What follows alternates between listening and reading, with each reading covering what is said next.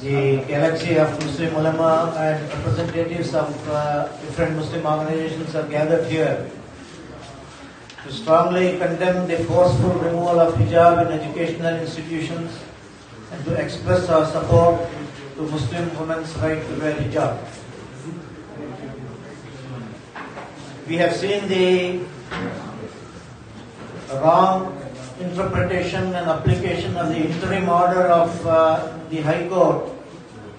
which had specifically stated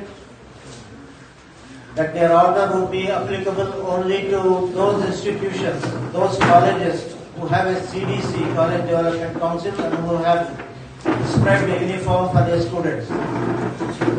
But unfortunately, we see that this interim order has been indiscriminately and widely applied all across the state,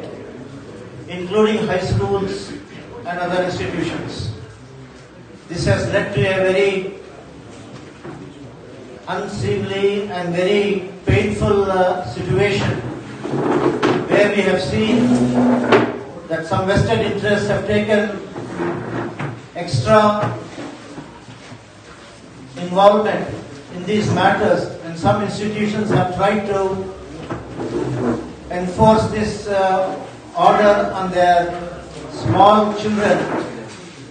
on their students, on their teachers, and as reported today, even on the parents who are bringing their children to the schools. Their hijab has been removed forcefully, and they have been asked to remove the hijab outside the premises of the school in public view. And some of the media persons have been allowed to enter into classrooms and interview the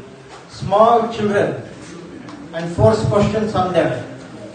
We think this is a highly inhuman, humiliating experience that these women and children have to go through,